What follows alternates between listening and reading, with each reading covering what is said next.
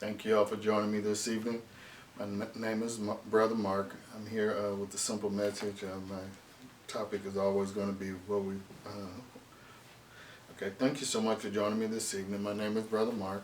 I'm here again to speak a simple word, as I've spoken on a couple series before, as relates to what we know simply matters.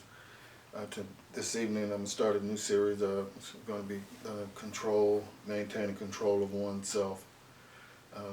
Is basically going to hit different topics as it relates to oneself. So my first segment of it is going to be basically maintaining control of oneself. As I live through life day to day, I wake up and I go through this routine that we all talk about, whether it's in business encounter, motivational speaking, or in church or anything like that. We say, we wake up and we go back to sleep. We wake up, do the same thing, 8 hours, drive back home, and we go back to sleep, and so on and so forth. So we heard that. But that is basic control of oneself, and sometimes that's all we're going to have, for a particular time in life. There's these little segments in life where you have an opportunity to make a difference, and so you reach out for that. But as it relates to maintaining control of oneself, it's pretty difficult. Asking people that don't have a job, it's pretty difficult to maintain that marriage you're in. Asking people who have divorces, it's pretty difficult to make that mortgage. It's pretty difficult to do all the things in America that you need to do. And one of the, I find, at least with myself, is one of the main reasons is losing focus and being distracted by other situations as it relates to controlling the situation. Your situation can be just fine.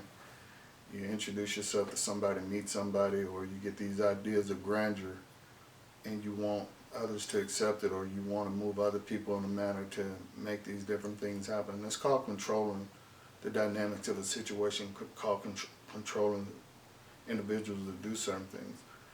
Now, every now and then, we do need individuals to help us, and we do need them to help us in the manner that we want them to do it, but there's never a time that we should manipulate or try to control that dynamic. Be upfront, be frank with them. That way you don't lose any time trying to explain different things that you weren't truthful about, you were just being manipulative about, that you really can't understand when they ask you that question. So with that being said, the control factor is it's a key element in everyday living. You have to control you. You have to control your thought processes. You have to control the things that you do. You have to understand that sometimes just because you haven't done something doesn't mean that you can't do it. You have to control the whole idea of your confidence. You have to control so many things. Some people call it a swagger. Some people call it attitude. Some people call it, just being who you are. And it's very important that you do that, because you reflect you reflect your actions. And if you're doing anything that's outside of who you are, you're misleading people that are coming to deal with you.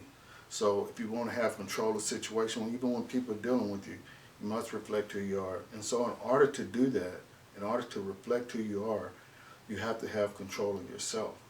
So in order to have control of yourself, you have to be able to make sure you eat the right diet for what you need. You got to make sure you can get to your job. You got to make sure that your vehicle, or however you get to the job, you got that all planned out.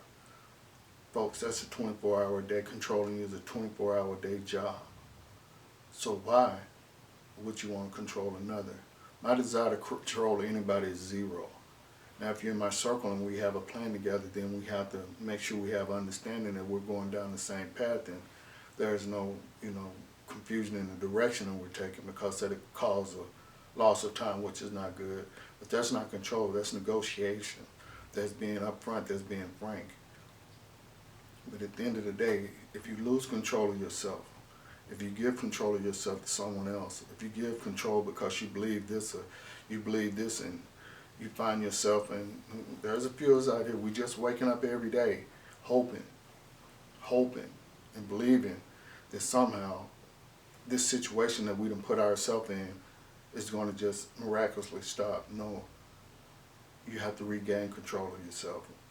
And that's what life experience is about. And I'm going to go ahead and close out on this. One's control of their self. That's what life's experiences are about. You learn and you grow, and in your growth you maintain control. And one of the key factors of what we do is give ourselves, give our right, give our thoughts to someone else to project their thoughts on us in the way we should do it. What you have done, you've given them control of you. Not only they're going to fail, especially if you're a strong person and trying to control you, but you're going to lose that time as it relates to the time you lost and giving up control.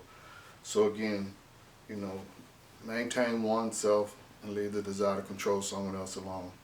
Again, thank you for joining me. My name is Brother Mark, and have a good night.